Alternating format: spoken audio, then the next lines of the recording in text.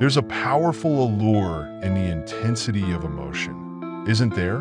When we're caught up in feelings, especially the highs of joy or the heat of anger, everything seems sharper, clearer, almost as if it's a truth we'd been blind to all along. Anger can give us a sense of clarity, even righteousness, and joy fills us with optimism and energy.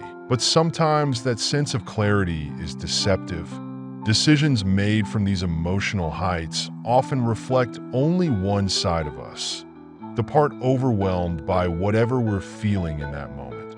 It can lead us to choices that might feel right in the moment, but later reveal themselves as impulsive, incomplete, or even damaging. When we act while swept up in emotion, we risk losing sight of the broader view, what we genuinely value, what we're trying to build, and what matters to us in the long run. Acting in the heat of a moment has a way of narrowing our vision, locking us into a mindset where everything appears black and white. Emotions, however, don't operate on truths alone.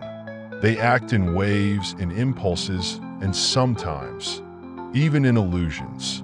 When we allow these fleeting waves to steer our lives, it's easy to find ourselves in places we didn't intend to be, making decisions that don't quite reflect who we are in the calm, thoughtful moments. Imagine you're in an argument, and anger is coursing through your veins. There's a surge, an intensity that feels impossible to ignore.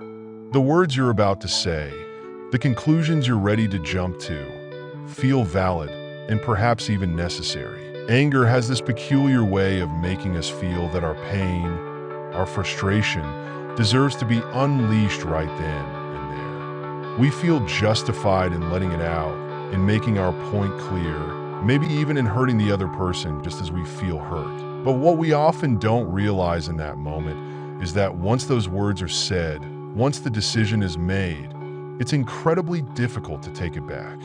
Words linger, choices have consequences, and in the calm after the storm, the reality of what we've done can be deeply unsettling. The same can be said for the highs of joy. When we're ecstatic, everything seems promising and expansive. The limitations and barriers we normally see seem to vanish in the light of possibility. It's easy to commit, to say yes without hesitation, to promise more than we can reasonably deliver. In joy, we feel invincible, as though the energy we're feeling will carry us through every challenge or difficulty that might come our way. But once that initial glow fades, the commitments we made might not align with our actual resources or needs. We might find ourselves overwhelmed, overextended, and unable to meet the expectations we set while riding that wave of happiness. Why do we allow these intense emotions to dictate so much? Partly, it's because emotions make us feel alive. In anger, we feel powerful and in control. In joy, we feel free and limitless. These are seductive states of mind, offering an immediacy that feels refreshing compared to the measured, sometimes slow, approach of reason and reflection. Emotions add color to our lives. They're part of what makes us human. Yet, for all their intensity, emotions are inherently short-lived. They peak, they fade, and what's left is us, living in the aftermath of the decisions we made during those heightened states. What's powerful about waiting, about giving ourselves time to process emotions before making decisions, is that it allows us to see our lives from a place of equilibrium. It doesn't mean we deny our feelings or brush them aside. Rather, it means we honor them enough to give them space, to let them unfold fully without immediately reacting. In giving ourselves that pause, we can recognize what the emotion is trying to tell us without letting it control our actions. Take anger, for example. It's often a signal that something important to us is being threatened. Our values, our boundaries, our sense of respect. When we feel anger, it's worth asking ourselves, what's beneath this? What need of mine isn't being met? What value of mine feels compromised? Instead of reacting immediately, Waiting gives us a chance to answer these questions, to understand not just what we're feeling, but why.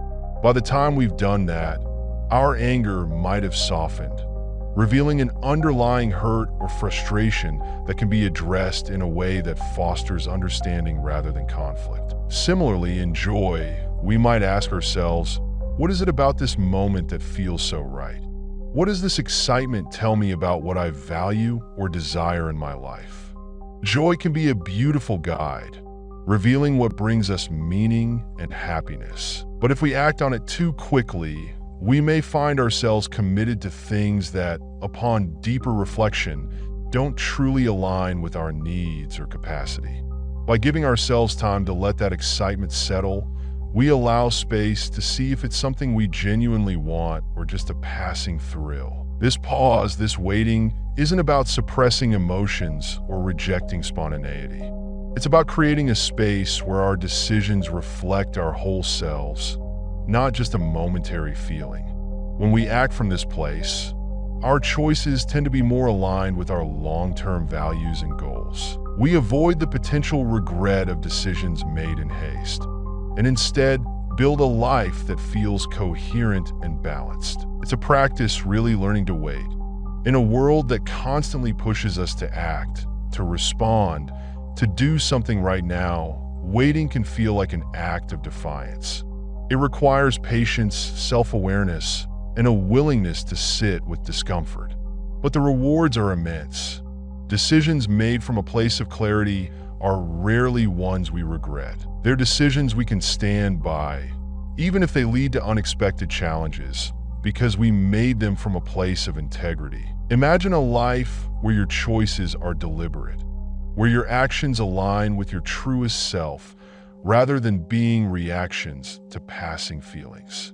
It's a life of peace, not because there's an absence of conflict or challenge, but because you're living in alignment with what matters most to you. You're no longer a passenger to your emotions, but the driver, guiding yourself through the waves of feeling with awareness and intention. In this way, you become a master of your own life, not by suppressing emotions, but by learning to hold them, to honor them, and to act only when you're ready. This is not an easy path, but it's a profoundly freeing one. And perhaps the next time you feel the surge of anger or the thrill of joy, you'll remember this, that the choice to wait, to reflect, is itself a decision, one that leads to a life shaped not by fleeting emotions, but by enduring wisdom.